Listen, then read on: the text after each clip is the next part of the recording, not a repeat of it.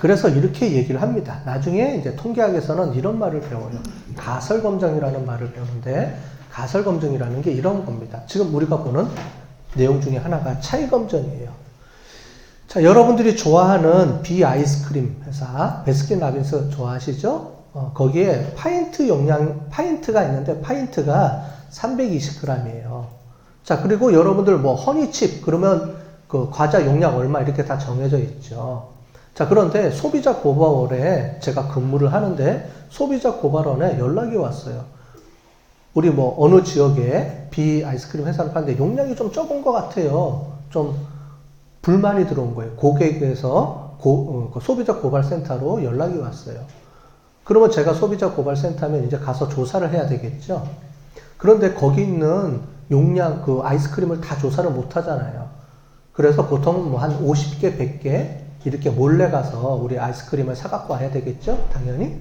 그래서 아이스크림 회사 거기 그 매장에 가서 몰래 파인트 용량을 사가지고 왔어요. 그래서 한 100개를 사갖고 왔습니다.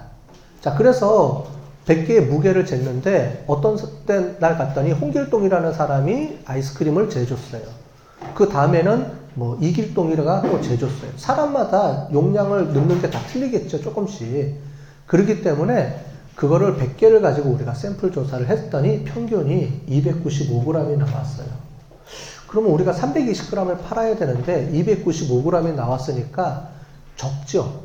적은데 진짜 적은 것일까요? 아니면 오차 범위 안에 들어가는 것일까요? 이거예요. 왜냐면 진짜 320g을 파는데 그날따라 좀 이렇게 퍼주는 사람이 조금 실수해서 조금 덜 줬어요. 이렇게 얘기해 줄 수 있느냐? 아니면 야 니네 매장은 계속 아마 320g을 안 팔고 있는 것 같아. 시정해. 이렇게 얘기할 수 있을까요? 어떻게 하면 돼요? 목소리 큰 놈이 이기죠. 좀 목소리 큰 놈이 이기잖아요. 이게 295g이 적다라는 근거가 어디 있어요? 아까 전에 얘기했잖아요. 다 조사 못 하잖아요. 저는 이렇게 얘기할 거예요. 야, 네가 표본 조사했잖아. 100개만 갖고 조사했는데 더 조사해봐. 이렇게 얘기할 수 있을 거 아니에요. 당연히. 그죠? 나 못 믿겠다, 네 말. 그죠? 이렇게 얘기 나올 수가 있잖아요. 그래서 얘기하는 게 뭐냐면 우리는 항상 경영학에서는 객관적인 증거 자료를 갖고 제시하는 겁니다. 객관적인 증거 자료 중에 제일 객관적인 게 통계 자료예요. 데이터를 가지고 분석한다는 말이죠.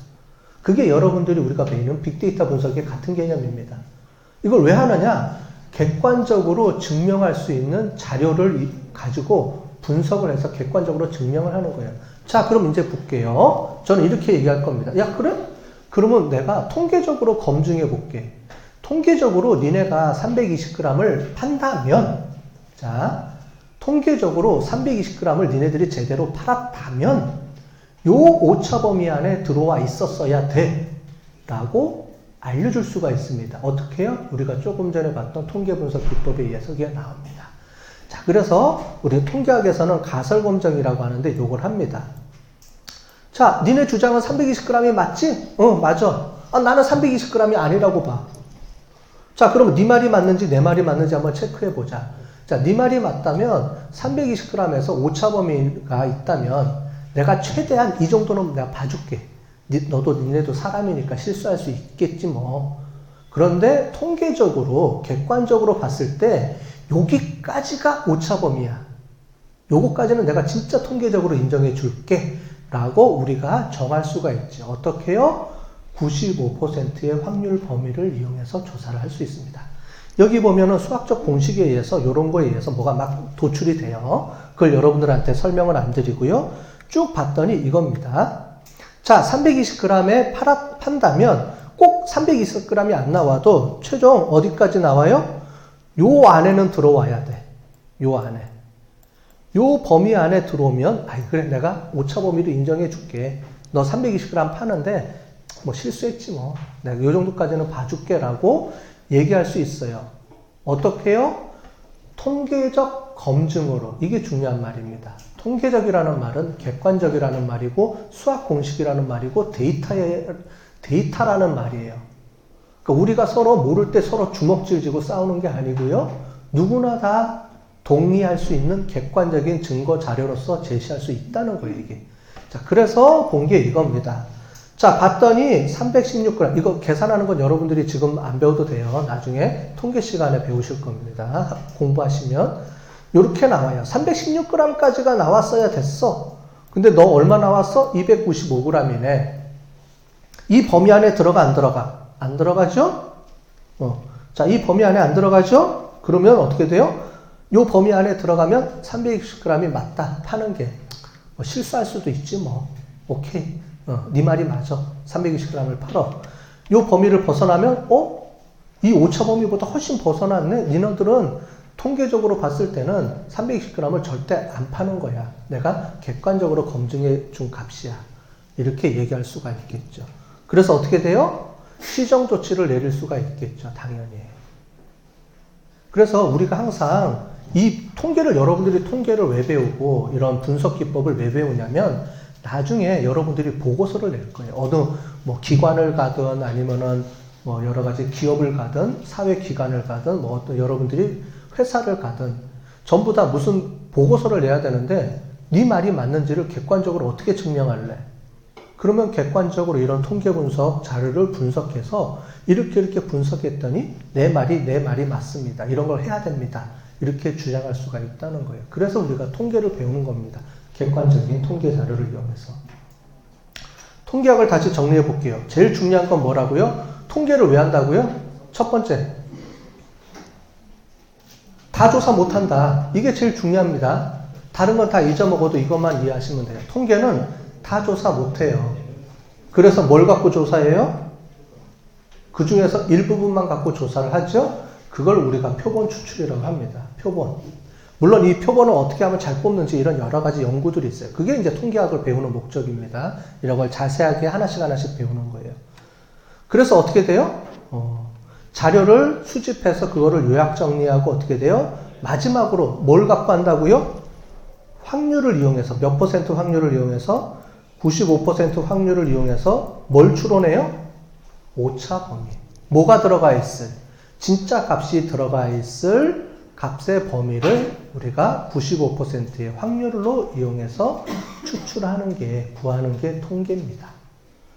명확하죠, 이제? 통계는 뭐예요? 다 조사를 못하기 때문에 표본을 뽑아요. 표본을 뽑으면 항상 오차가 존재할 수밖에 없죠. 진짜 값 그대로를 우리가 못 구하니까.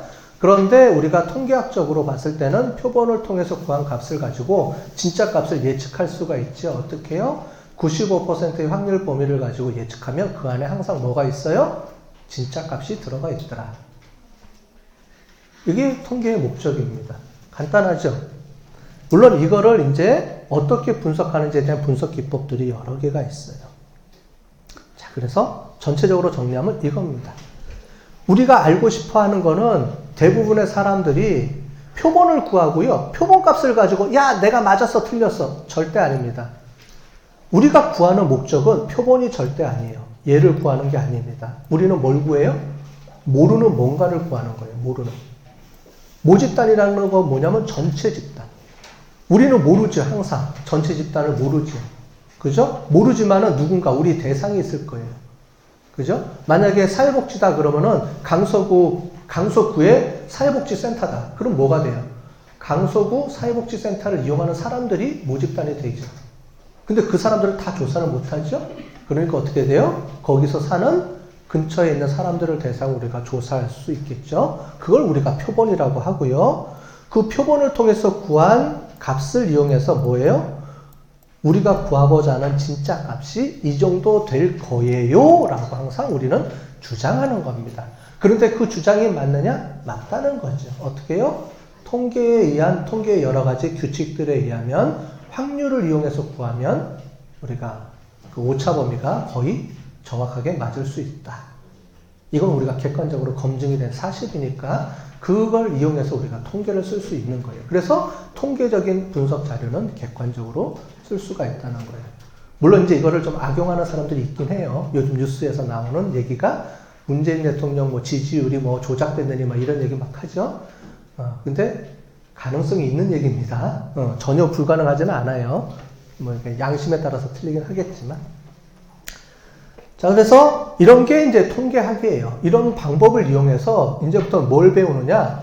여러 가지 분석 방법들이 나오는 겁니다. 그 방법들을 우리가 조금 이따가 좀 설명을 드리고요. 그 다음에 다음 주에는 이러한 방법들 말고 또 새로운 분석 기법들이 또 있어요. 이제 그런 것들을 우리가 앞으로 계속 배워나가면서 뭘 하는 거냐?